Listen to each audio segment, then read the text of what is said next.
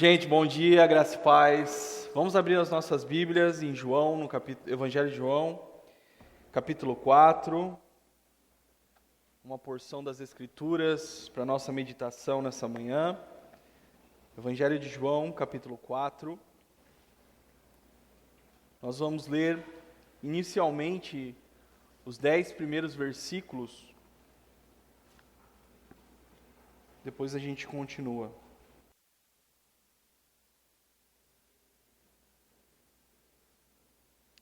Os irmãos encontraram, amém? Amém. Está escrito: quando Jesus soube que os fariseus tinham ouvido dizer que ele fazia e batizava mais discípulos do que João, se bem que Jesus mesmo não batizava, e sim os seus discípulos, deixou a Judéia, retirando-se outra vez para a Galiléia, e era necessário passar pela região da Samaria. Assim Jesus chegou a uma cidade samaritana chamada Sicar, perto das terras que Jacó tinha dado ao seu filho José. Ali ficava o poço de Jacó. Cansado de viagem, Jesus sentou-se junto ao poço. Era por volta do meio-dia. Nisso veio uma mulher samaritana tirar água. Jesus lhe disse: "Dê-me um pouco de água", pois os seus discípulos tinham ido à cidade comprar alimentos. Então a mulher samaritana perguntou a Jesus: "Como sendo o Senhor um judeu, pede água a mim, que sou mulher samaritana?" Ela disse isso porque os judeus não se dão com os samaritanos. Jesus respondeu: "Se você conhecesse o dom de Deus e quem é que está lhe pedindo água para beber, você pediria e ele lhe daria água viva."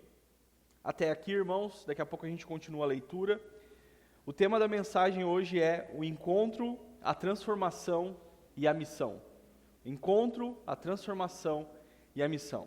Nós estamos numa nova série de mensagens, o pastor Dudu começou semana passada, que tem por tema os encontros com Jesus no Evangelho de João. Nosso objetivo nessa série é analisarmos cada encontro de Jesus relatado então pelo evangelista João.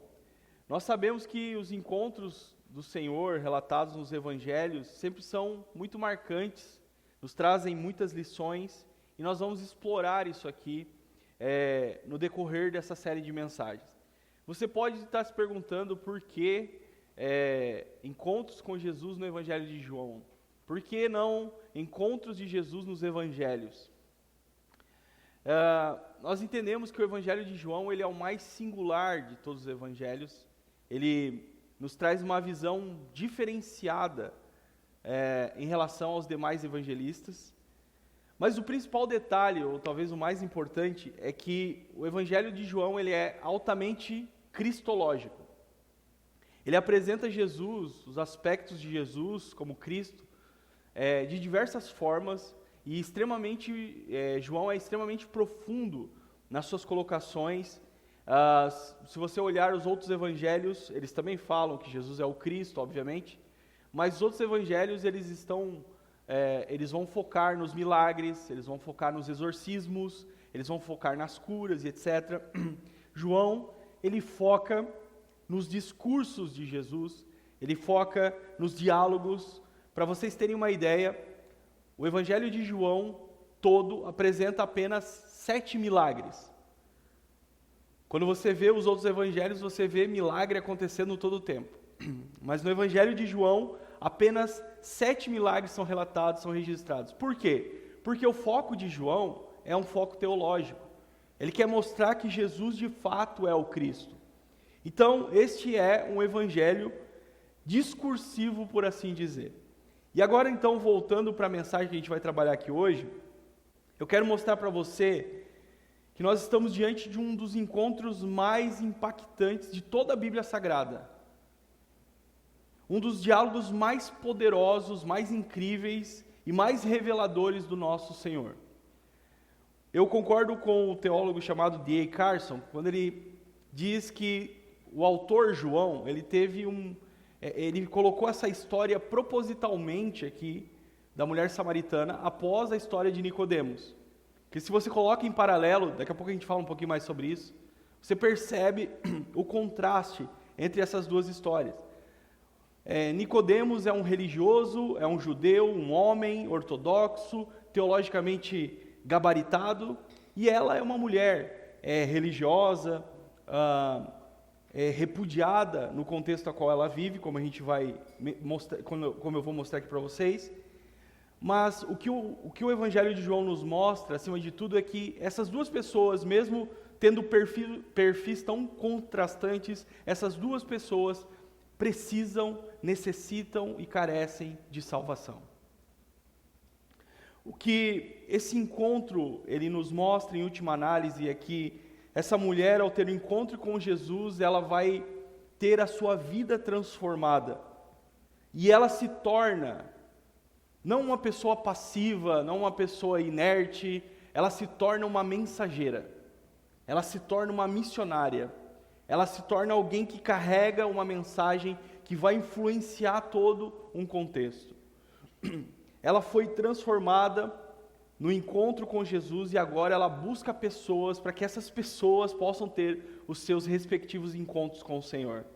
E é isso que a gente vai trabalhar aqui.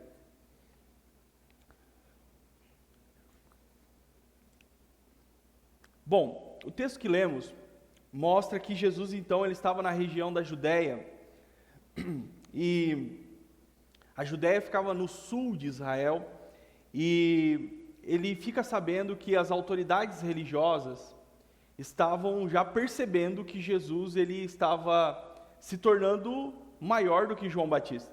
Ele estava batizando mais do que João Batista. Na verdade, o texto diz que Jesus não batizava necessariamente, mas eram os seus discípulos que batizavam. E Jesus, quando ele sabe então que as autoridades religiosas já têm essa percepção, Jesus decide então voltar com seus discípulos para a região da Galileia. A região da Galileia ficava ao norte de Israel. Samaria ficava no meio do caminho. Judéia no sul, Samaria no meio do caminho e Galileia no norte. Olha só que interessante, no versículo 4 diz que era necessário passar pela região da Samaria. Se você puder deixar sua Bíblia aberta, isso é muito importante, tá? Nós vamos explorar esse texto hoje, tá? Era necessário passar pela região da Samaria. Pause aqui. Essa informação trazida por João, ela é muito curiosa. Por quê? Geograficamente falando, ir por Samaria era sim uma possibilidade. Mas os judeus, eles evitavam de todas as formas passar pela Samaria. Eles não passavam por esse lugar. Eles não passavam por Samaria.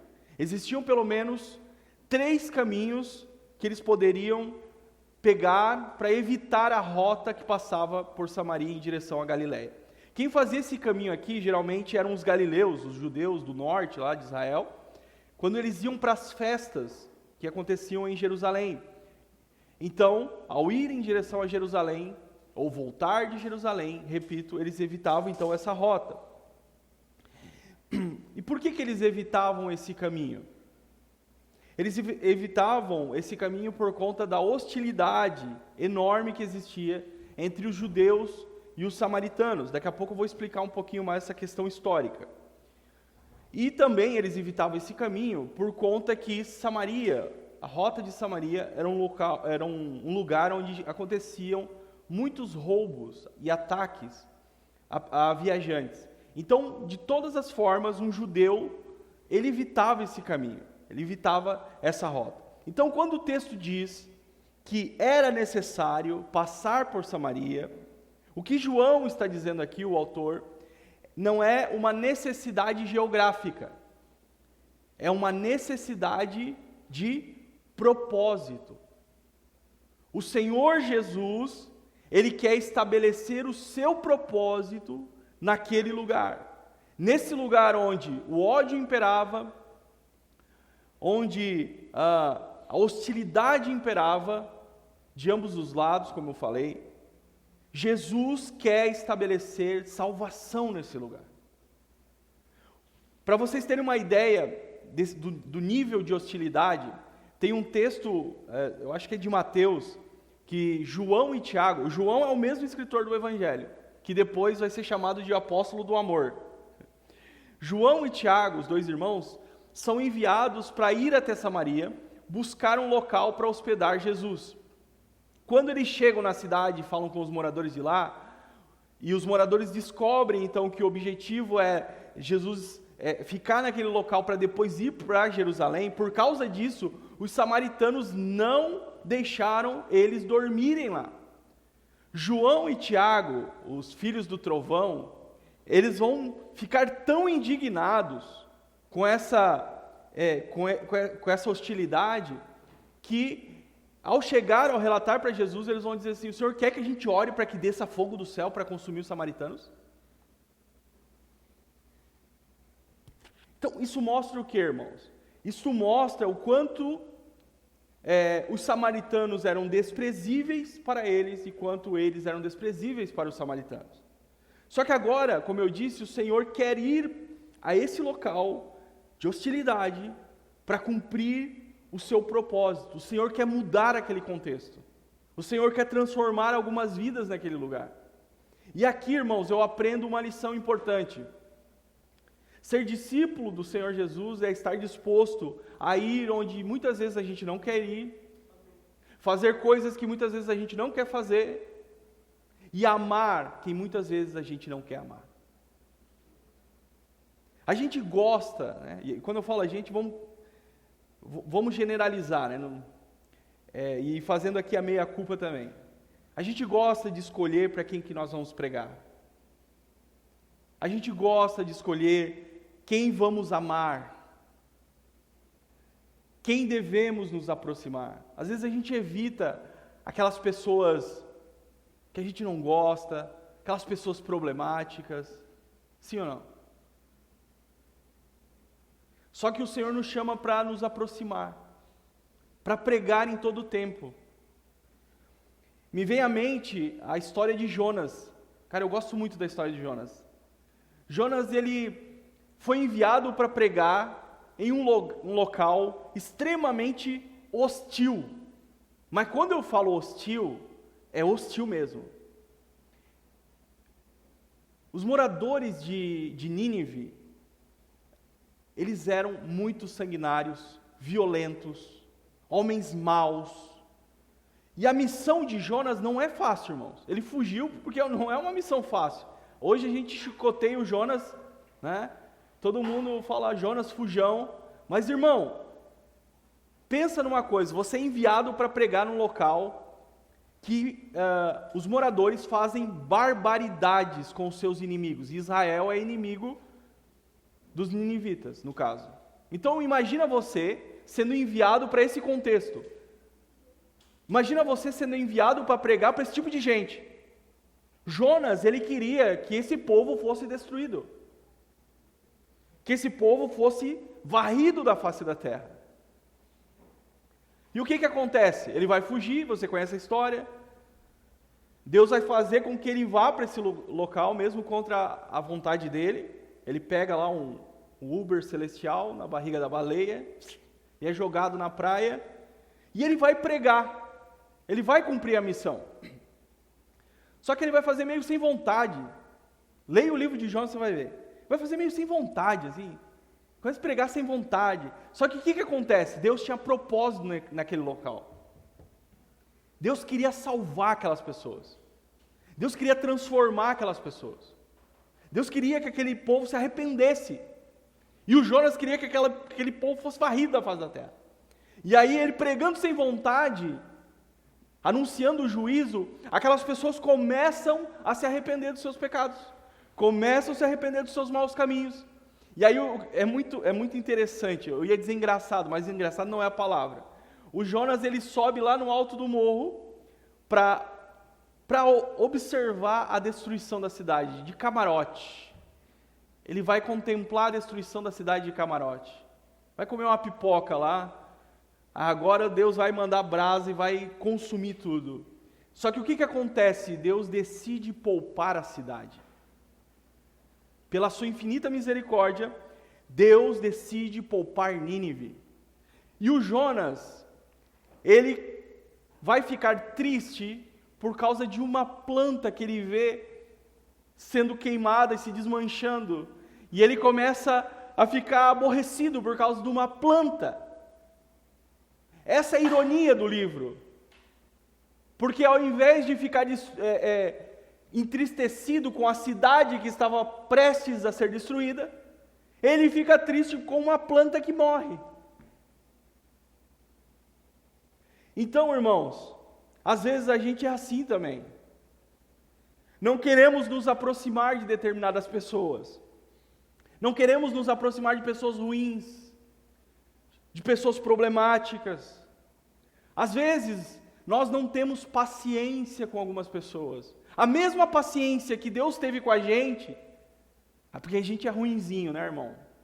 Vamos ser sinceros. E Deus teve toda a paciência do mundo, toda a longanimidade do mundo, para esperar você frutificar, para esperar você dar frutos. E às vezes a gente não tem essa mesma paciência para com o outro. A gente não tem essa longanimidade, a mesma longanimidade que Deus teve conosco, suportando, esperando o tempo de maturidade. Às vezes a gente simplesmente se afasta. Isso é muito sério, irmão. Voltando para o texto, o Senhor faz questão de traçar uma rota para ir de encontro a uma vida. Olha que interessante. O Senhor faz questão de traçar uma rota para encontrar uma mulher divorciada, repudiada. O Senhor, Ele faz questão de ir até esse lugar para se revelar para uma pessoa no primeiro momento. Então uma coisa é você mudar a sua rota para encontrar com alguém muito importante, tipo Nicodemos. Alguém de prestígio, alguém de renome. Poxa, maior status você ser flagrado ao lado de Nicodemos. Agora outra coisa é você adaptar a sua agenda, a sua programação para se encontrar com alguém que aos olhos de todos não tinha valor algum. Mas esse é o nosso Senhor. Esse é o nosso Cristo, esse é o nosso Deus. Um Deus que ama indistintamente, um Deus que não faz acepção de pessoas. O Senhor ama, seja ele judeu ou seja estrangeiro, seja homem ou seja mulher, seja rico ou seja pobre, seja instruído ou não. O Senhor ama a todos e quer salvar a todos, Ele oferece a sua salvação para todos. Olha o que Paulo diz em 1 Timóteo, no capítulo 2, versículo 3 e 4. Isto é bom e aceitável diante de Deus, nosso Salvador, que deseja que todos sejam salvos e cheguem ao pleno conhecimento da verdade. Então, servir a Jesus, mosaico, é encarnar essa missão, é encarnar essa visão, essa responsabilidade que devemos amar, pregar todos indistintamente. O texto diz, os versículos 5 e 6, que Jesus então chega na cidade samaritana de Sicar, em uma região biblicamente importante, e ele vai enviar os seus discípulos para buscarem alimento, e ele está cansado, ele vai sentar à beira do poço, isto é por volta de meio-dia, diz o texto, e essa informação é importante. No versículo 7, nisso veio uma mulher samaritana tirar água. Por que eu disse que essa informação é importante? Porque essa informação trazida pelo apóstolo João no seu evangelho, ela ressalta o quão desprezada era essa mulher nesse contexto aqui. Porque as mulheres naqueles dias, elas eram responsáveis por tirar a água do poço. Só que elas faziam isso no início da manhã. Era uma prática cultural. Ao meio-dia é o momento onde o sol está na sua maior força aqui para nós. Então, isso é um costume cultural, as mulheres irem ao meio-dia. E as mulheres iam também, detalhe, elas iam em bando. Elas iam juntas buscar água. As mulheres ali daquela determinada região. Elas iam todas juntas, né? A mulher gosta de fazer coisas juntas, né? A mulher de vez em quando vai todo mundo junto no banheiro. Aqui no contexto delas, elas iam todo mundo lá no poço. Ela estar indo sozinha comprova o quanto ela era alguém repudiada, mal vista, mal falada pelas pessoas daquele lugar. A ponto então das mulheres daquela localidade não quererem essa mulher por perto por conta da sua reputação. Jesus vai puxar assunto com ela e nós sabemos o que vai acontecer depois. Ele diz, dê-me um pouco de água. E ela vai ficar chocada com esse pedido de Jesus. Lá no verso 9, ela diz, como sendo o Senhor um judeu, pede água a mim, que sou mulher samaritana. Interessante é que ela identifica Jesus como um judeu.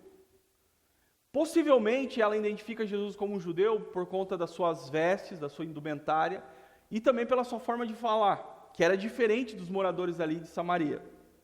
Mas o que eu quero mostrar aqui para vocês é o porquê do espanto dela em relação ao pedido de Jesus. Por que ela fica chocada? Como pode você, um homem judeu, pedir água para mim que sou mulher samaritana? É como se ela estivesse dizendo para ele assim, você não conhece as leis cerimoniais do seu povo? Você não conhece a nossa história, a nossa rivalidade, a nossa hostilidade? Irmãos, existem vários motivos dessa rivalidade entre judeus e samaritanos. Eu quero falar algumas para vocês aqui, só para vocês entenderem esse texto melhor. Então, o espanto da mulher aqui em relação ao pedido de Jesus se dá pelas questões históricas, obviamente. Os samaritanos, primeiro, eles não eram considerados israelitas puros. Eles eram considerados israelitas mestiços, porque quando o povo do norte foi levado para o cativeiro, em 722 a.C., depois de um tempo, os descendentes desses que foram para o cativeiro voltam para a região de Israel, para a região de Samaria, eles voltam casados com mulheres estrangeiras. Então os judeus não aceitavam de forma alguma eles como israelitas. O segundo motivo é que os samaritanos também, eles não consideravam Jerusalém a capital de Israel. Eles tinham o seu lugar na adoração. Isso fica claro depois quando ela fala ali com Jesus a respeito dos lugares no monte. E também os samaritanos não consideravam os outros livros do Antigo Testamento, a não ser os 5 primeiros livros da Bíblia, o Pentateuco, chamado de Pentateuco samaritano. Então, os outros livros como, Salmos, os livros dos profetas, todos esses livros eram descartados e eles tinham o seu próprio cânon, chamado de o Pentateuco samaritano. Bom, e tem um outro grande agravante nessa história. No período interbíblico, teve um samaritano fanático que pegou um saco de ossos humanos e espalhou pelo templo lá de Jerusalém.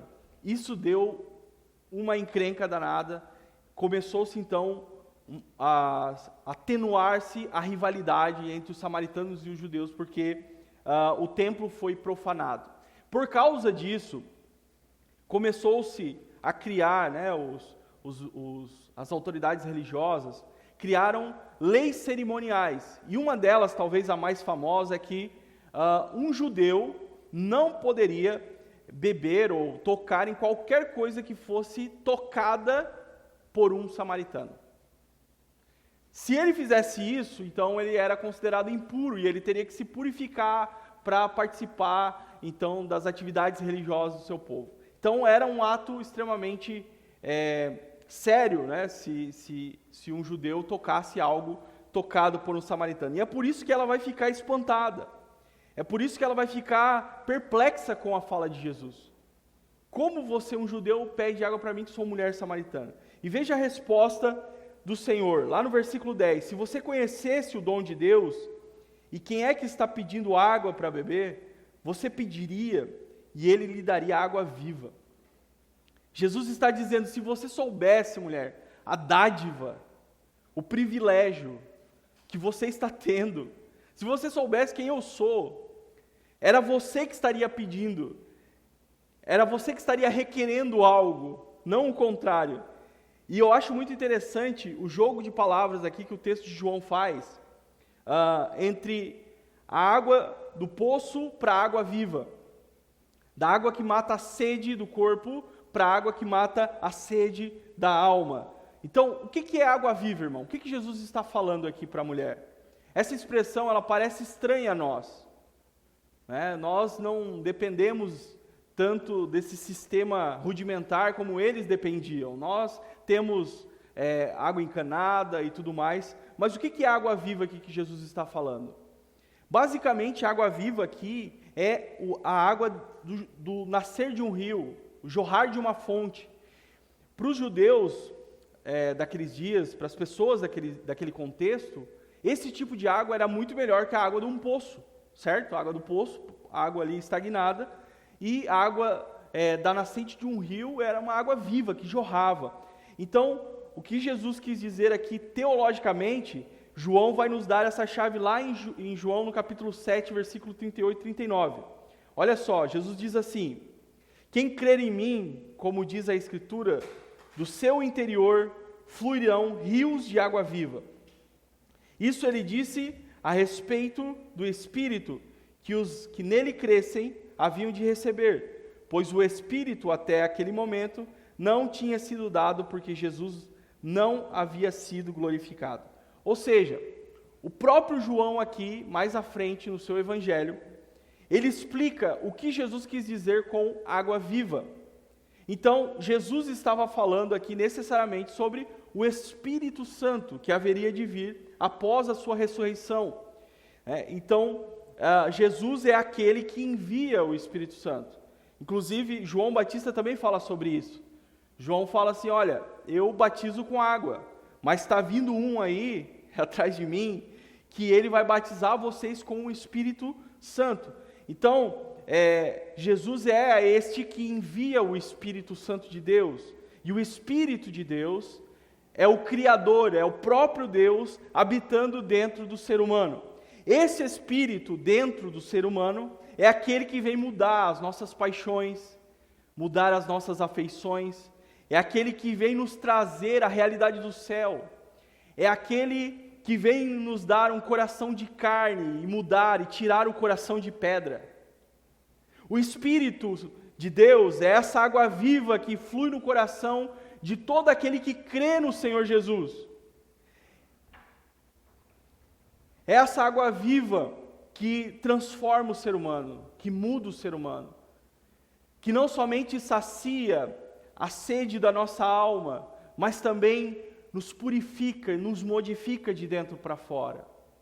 Então Jesus começa a adentrar aqui na conversa no aspecto espiritual, sem que essa mulher perceba. Então veja, no versículo 11, ao que a mulher respondeu, o Senhor não tem balde e o poço é fundo, de onde vai conseguir essa água viva? Então veja que ela começa a achar que Jesus está falando de uma nascente de um rio, literalmente. É muito engraçado, porque parece muito com a conversa que Jesus teve com Nicodemos. Porque Nicodemos também entende que Jesus está falando literalmente. Aí Jesus responde, por acaso o Senhor é maior do que Jacó? Ela responde, né? Por acaso o Senhor é maior que Jacó, o nosso pai, que nos deu o poço, do qual ele mesmo bebeu, assim com seus filhos e o seu gado? Ela se arma toda, quando Jesus fala dessa nascente, dessa água viva. E é como se ela estivesse dizendo assim, Jacó teve todo o trabalho para cavar esse poço, Jacó nos deixou aqui essa herança abençoada, essa herança histórica, onde os animais de Jacó beberam. Olha só, os filhos de Jacó beberam.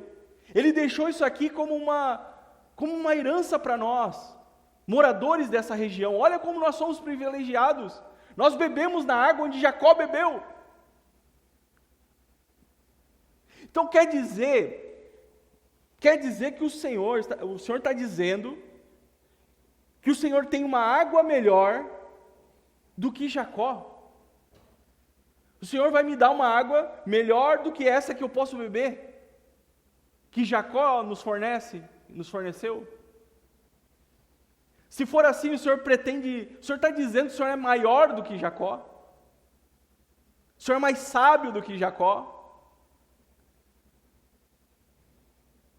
Por isso que Jesus diz para ela: mulher, se você conhecesse o dom de Deus,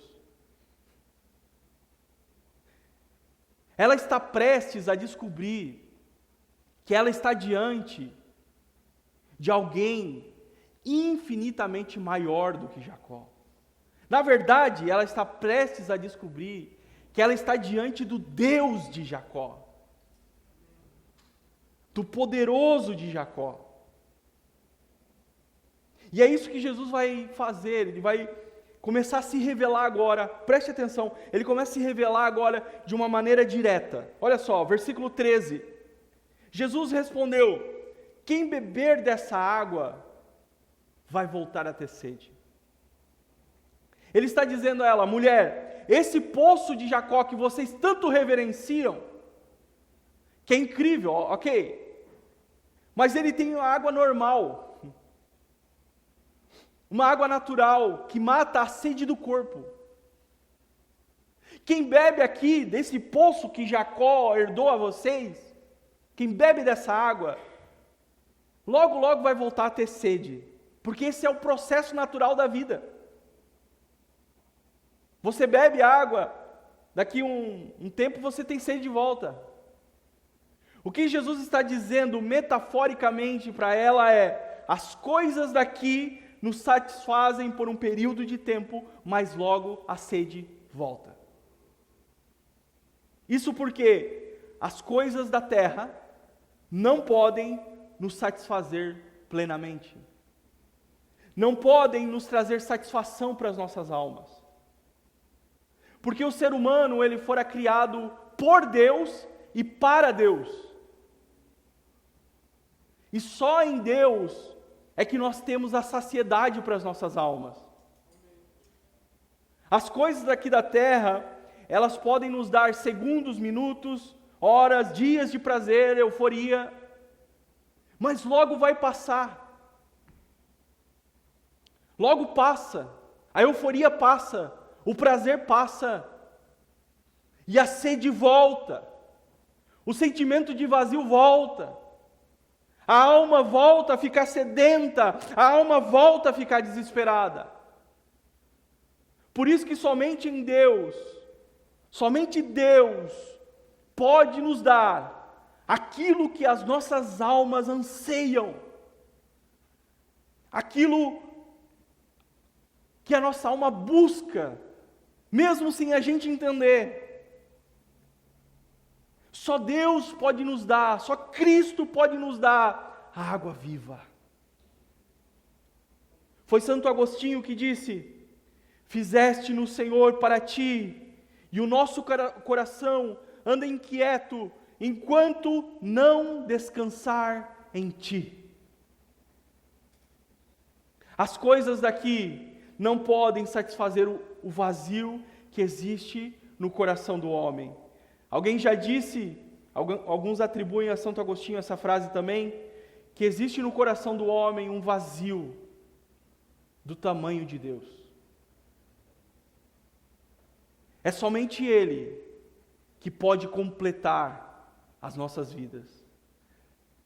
Quando a gente não tem Cristo, às vezes a gente quer preencher as nossas vidas com tantas coisas, para completar um espaço vazio das nossas almas. Mas esse espaço vazio só pode ser completo por Deus, por Cristo. Eu me lembro na minha adolescência rebelde, 13 para 14 anos, como eu queria conhecer o mundo. Como eu queria conhecer o mundo. Estava na igreja, adolescente, rebelde, bagunceiro,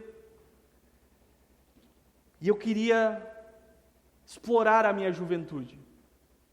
E eu fui, irmão. 14 para 15 anos eu fui.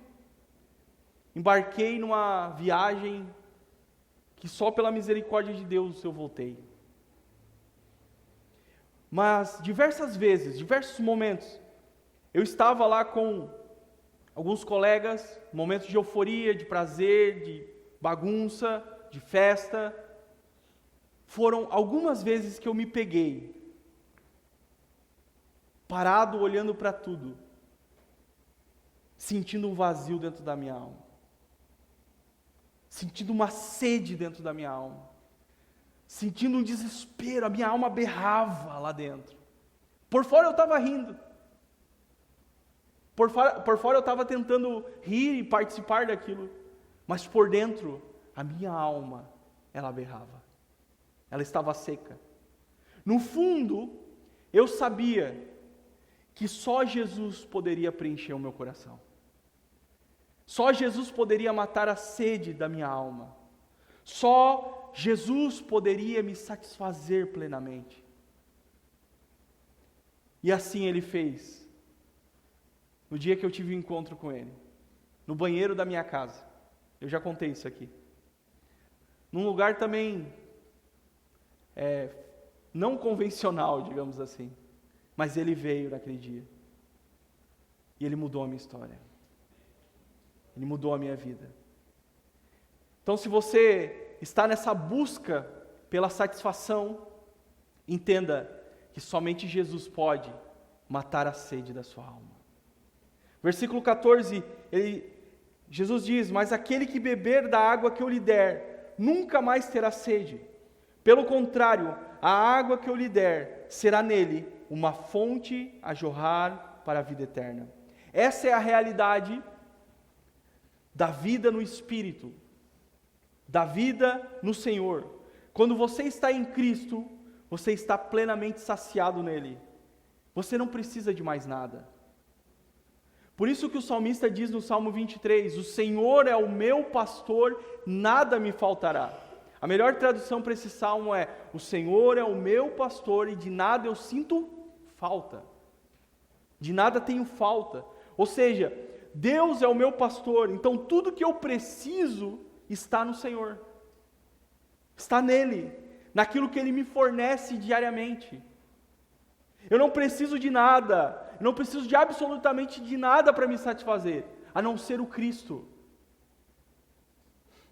Então, irmãos, precisamos entender que estar no Senhor é viver essa satisfação, é desfrutar esse contentamento nele. Jesus conhecia o coração sedento dessa mulher, a alma sedenta. Ela tentou saciar de diversas formas, em diversas fontes, em diversos lugares, de diversas maneiras, mas nunca se satisfazia. Nunca encontrava o descanso pleno, nunca encontrava a satisfação, o alívio que ela tanto buscava. E isso fica evidente quando ela diz, Senhor, versículo 15, Senhor, quero que me dê dessa água, para que eu nunca mais tenha sede, nem precise vir buscá-la. Ela ainda está entendendo literalmente. Ou cabeça dura, né? Versículo 16, Jesus disse, vá, chame o seu marido e volte aqui. Ao que a mulher respondeu, eu não tenho marido. Então Jesus disse, você tem razão ao dizer que não tem marido, porque já teve 5, e esse que agora tem não é o seu marido. O que você disse é verdade. Agora Jesus vai entrar nas camadas, vai entrar no âmago do coração dela. Essa mulher teve 5 maridos. Já ouvi pessoas dizendo que ela era uma prostituta ou algo do gênero. Acho que isso não faz sentido algum. O fato é que ela teve 5 maridos e agora ela está num relacionamento não oficial, vamos colocar dessa forma. Então, a fala de Jesus retrata possivelmente um problema da sua época em relação ao casamento e ao divórcio. Nos dias de Jesus, se encontrou uma brecha na lei para separação. Olha só que sério isso. Segundo a lei de Moisés, o divórcio ele só seria fornecido em caso de relações sexuais ilícitas. Quem entrava com entrada no divórcio era sempre o homem, nunca a mulher. A mulher não tinha direito algum. E antes que você fale que o contexto bíblico era machista, não, na verdade o mundo todo era assim. Então, isso estava em franco crescimento nos dias de Jesus. E houve uma escola de interpretação rabínica que começou a flexibilizar o divórcio com as chamadas cartas de repúdio. Preste atenção nisso. Por exemplo, o homem queria se divorciar da sua esposa, só que a mulher não traiu ele. Então, o que ele fazia? Eu vou atrás de uma carta de repúdio, para repudiar essa mulher. Então, ele poderia dar uma carta de repúdio por qualquer coisa subjetiva. Assim. Por exemplo, a mulher queimou o arroz. As mulheres que queimam arroz aí, fica ligado. Mulher queimou arroz.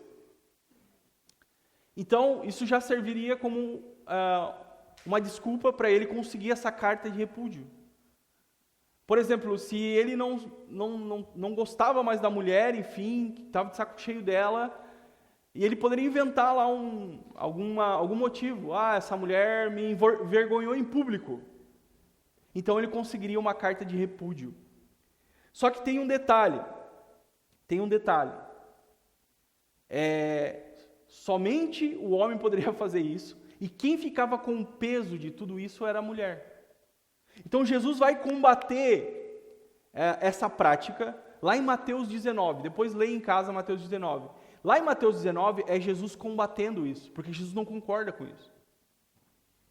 Porque o peso ficava todo em cima da mulher, e o marido, obviamente, ela poderia casar, mas ela ficava com a reputação, e o marido ficava de boa.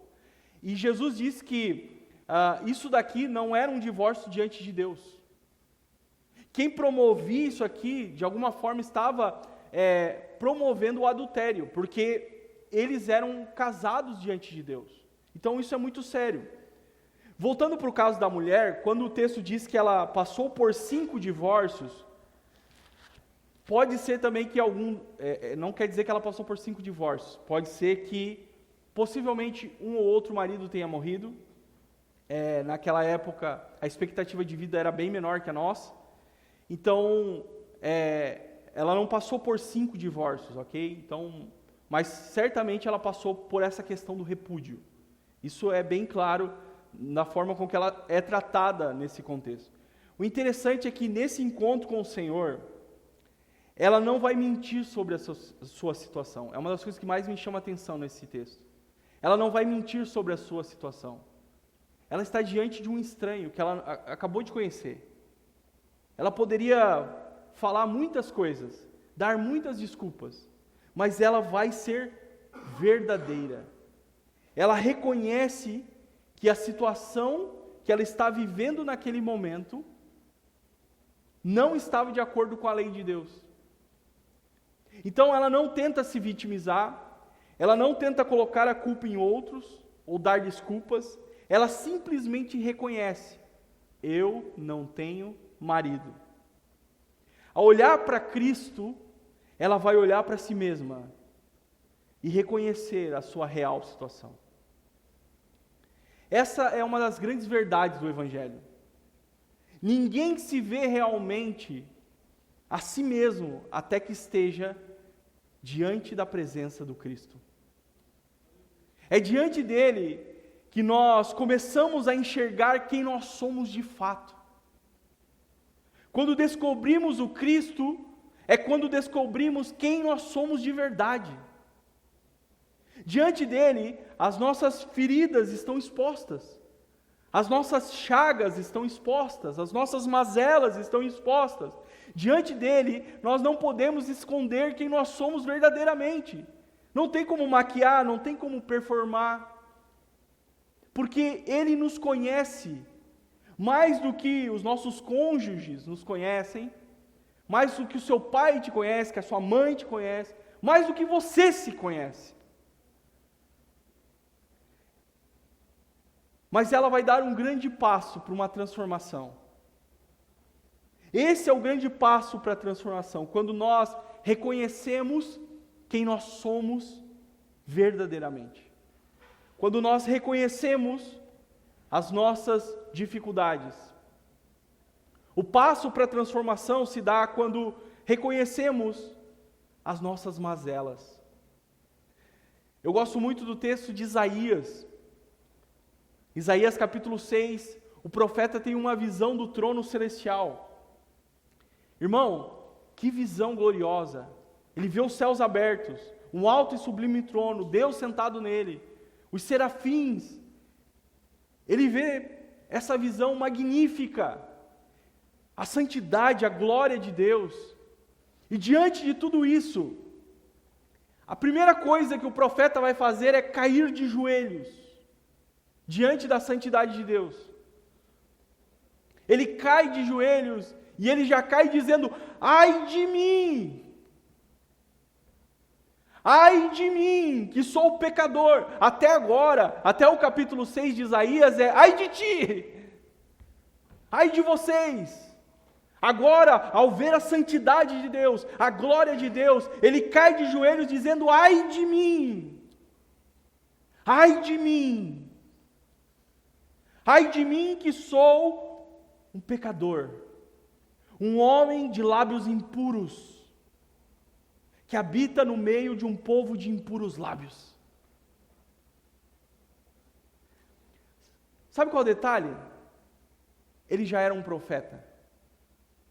Antes dessa visão, ele já é um profeta. Antes dessa visão, desse encontro com o Senhor, ele já tinha a palavra de Deus na sua boca. Ele já era um homem de Deus. Ele já era alguém que conhecia as Escrituras.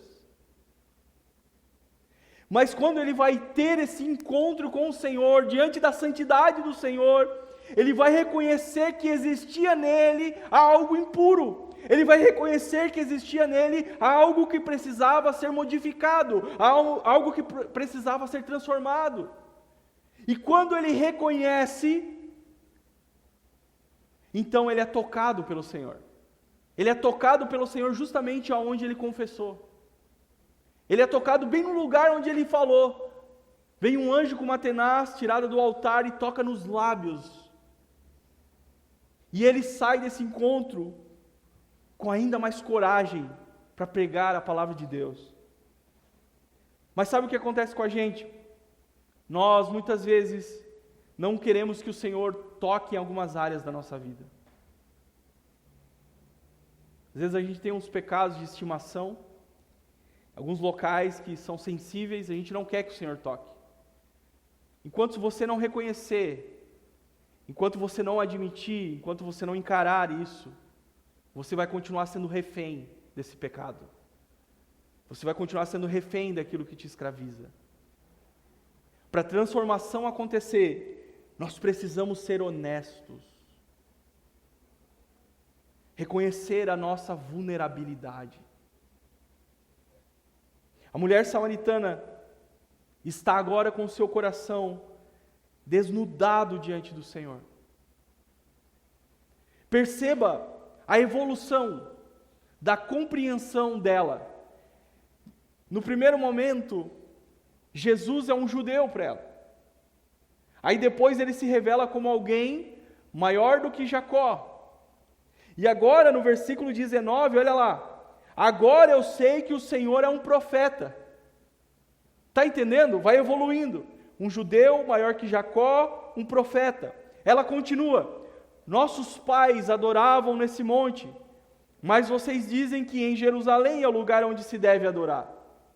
Então agora, é como se ela dissesse assim: tá bom, já falamos de mim, vamos mudar de assunto, vamos falar sobre a nova TechPix, vamos falar sobre outra coisa, vamos falar sobre religião, vamos falar sobre teologia.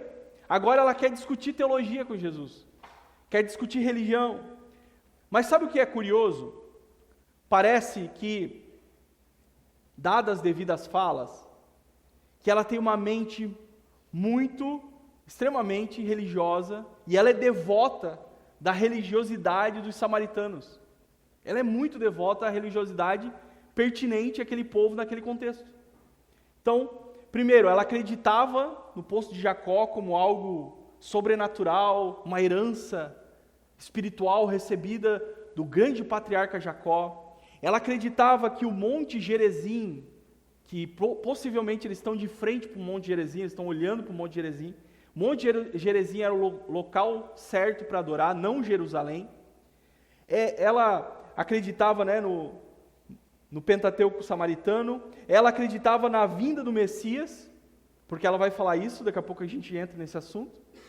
Então, de fato, parece que ela é muito religiosa. Mesmo com as suas mazelas, ela mantém viva as tradições no seu coração. E Jesus sabe disso, e por isso ele vai afirmar no versículo 21. Eu estou acelerando, tá, irmãos? Tem bastante versículos aqui, mas a gente vai acabar a tempo. Mulher, acredite no que eu digo, vem a hora em que nem nesse monte, nem em Jerusalém vocês adorarão o Pai. Versículo 22. Vocês adoram o que não conhecem. Nós adoramos o que conhecemos, porque a salvação vem dos judeus. Mas vem a hora e já chegou, em que os verdadeiros adoradores adorarão o Pai em espírito e em verdade. Porque são esses que o Pai procura para os seus adoradores. Deus é espírito, e é necessário que os seus adoradores o adorem em espírito e em verdade. Preste atenção aqui, vem a hora e já chegou. Ou seja, agora em Cristo, não existe mais lugares sagrados, montes sagrados. Não existe mais um lugar específico, porque a adoração agora é em espírito. Tanto faz se eu estou em Jerusalém, a Terra Santa, tanto faz se eu estou em Gerizim, tanto faz se eu estou em Joinville, tanto faz se eu estou na China, tanto faz. A adoração acontece em espírito e em verdade. Ou seja, para o verdadeiro adorador, todo lugar é um lugar para adorar ao único e verdadeiro Deus. Sendo assim, irmãos, quem são os verdadeiros adoradores? São aqueles que têm uma vida de verdade com Deus. São aqueles que adoram a Deus em verdade, não com falsidade, sem máscaras, sem performance humana. Porque no fundo, Deus sabe quem lhe adora verdadeiramente. São esses que adoram de verdade, que têm uma vida de verdade com Deus, que o Pai está procurando sobre a terra. Ao contrário dessa adoração verdadeira, é a adoração falsa. E a Bíblia está cheia desse exemplo. Um exemplo apenas de falsa adoração é no contexto de Israel, no contexto dos profetas. Chegou um determinado momento da história em que eles têm um templo magnífico, suntuoso. Eles tinham sacerdotes, liturgia, eles tinham tudo. Festas incríveis, sacrifícios incríveis, dias especiais, lugares especiais. E de repente, em determinado momento, Deus olha para tudo isso, Deus olha para as festas, Deus olha para esse mover que se tornou um teatro, Deus olha para tudo isso e diz assim: esse povo me adora somente com os lábios, mas o seu coração está longe de mim. Seu coração está distante. Não são verdadeiros adoradores. Estão performando. Por isso que o texto diz que Deus procura adoradores. Deus não procura adoração. Deus procura adoradores, os verdadeiros. Deus procura homens e mulheres que estão dispostos a obedecer a sua palavra. Homens e mulheres que estão dispostos a viver a vontade de Deus.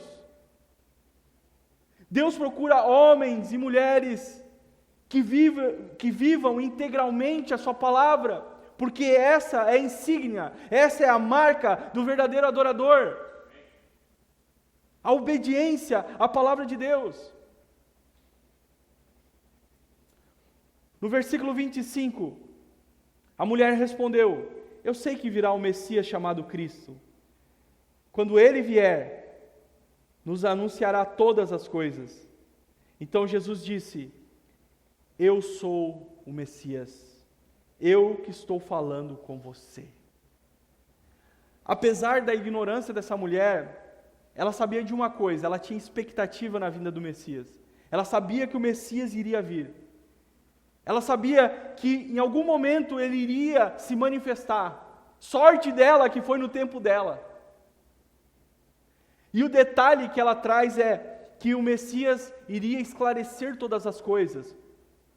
Seria alguém que iria trazer clareza, revelação. Jesus usa a expressão, eu sou o Messias. Ele se revela de uma maneira clara e direta. Se não me falha a memória, é a primeira vez nos evangelhos que ele se revela de maneira direta dessa forma para uma pessoa.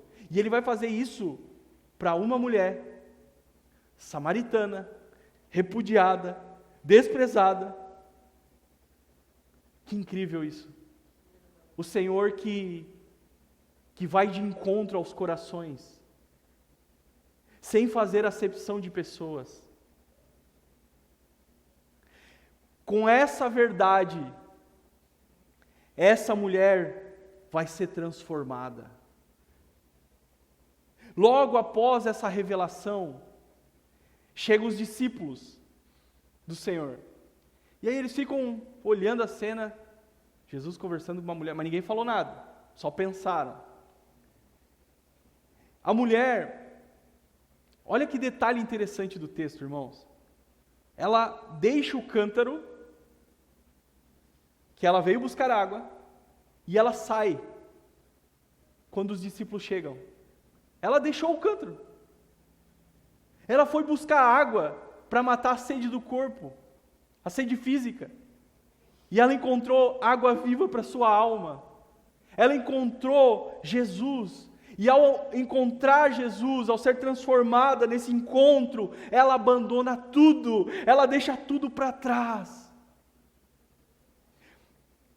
Já na sequência, ela se torna uma missionária em Samaria, uma mensageira, anunciando que Jesus era o Messias em Samaria, anunciando para pessoas que muito possivelmente desprezaram ela. Muito possivelmente pessoas que não gostavam dela. Muito possivelmente pessoas até que repudiaram ela. Mas é nesse lugar que ela vai ser uma mensageira do Senhor. Mesmo com os traumas, mesmo talvez com acusações, com os abusos emocionais, psicológicos que ela sofreu naquele lugar, ela se torna uma mensageira. Ela não consegue reter a mensagem que ela recebeu, que ela tem agora. Olha o que diz o verso 39, aí a gente já vai orar. Verso 39. Muitos samaritanos daquela cidade creram em Jesus. Agora, por causa do testemunho da mulher, que tinha dito, ele me disse tudo o que eu já fiz. Quando, pois, os samaritanos foram até Jesus, pediram-lhe que permanecesse com eles, e Jesus ficou ali 2 dias. Muitos outros creram nele, por causa da palavra de Jesus.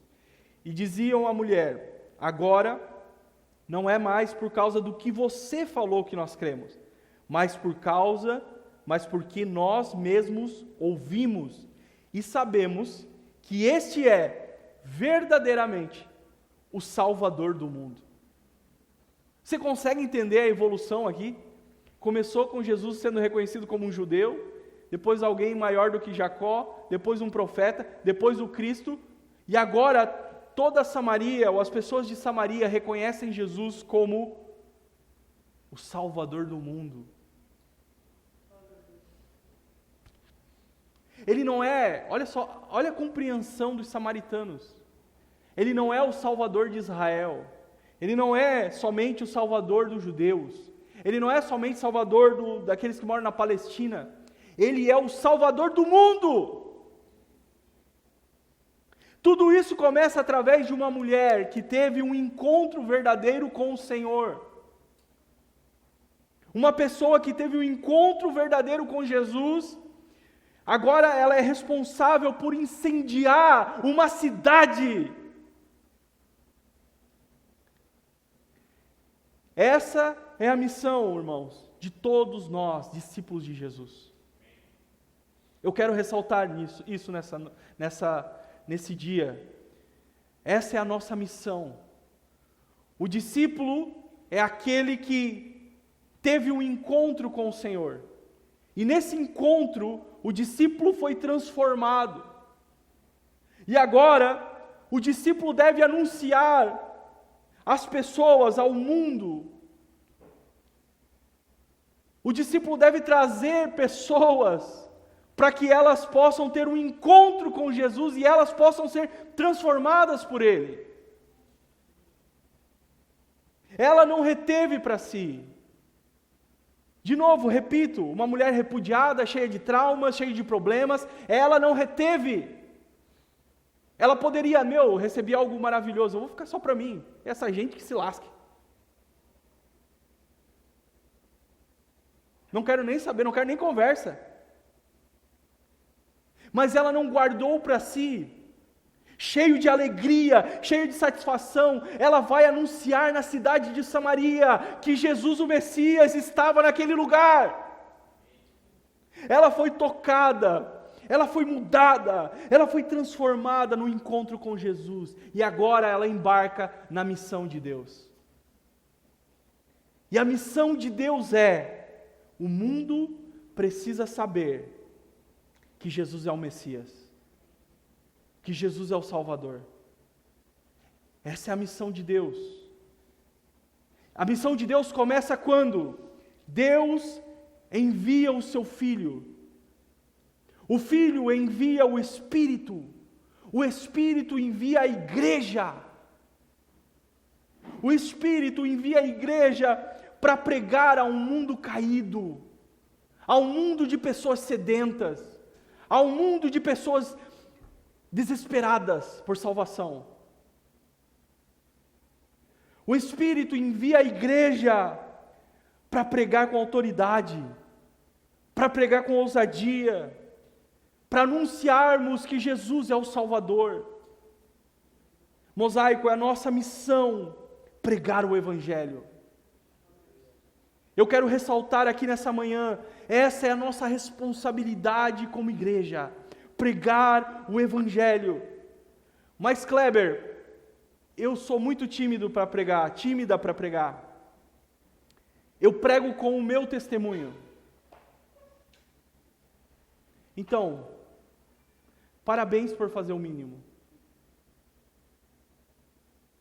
Ter uma conduta ética e moral é o mínimo que Deus espera de você. Ter uma conduta ética e moral não exime você da responsabilidade de pregar o Evangelho. Não tira de você a responsabilidade. A palavra diz: como crerão se não há quem pregue? Como crerão? Paulo diz a Timóteo: Timóteo, pregue em tempo e fora de tempo. Paulo ainda fala aos romanos: a fé vem pelo ouvir e ouvir a palavra de Deus. Como crerão se nós não pregarmos? Como crerão se nós não anunciarmos? O Senhor está chamando nessa manhã os seus mensageiros. O Senhor está chamando os seus mensageiros, mas antes do Senhor fazer algo através dos seus mensageiros, o Senhor irá fazer algo dentro dos seus mensageiros. Eu quero orar com você nessa manhã. Pode ficar de pé comigo, por gentileza?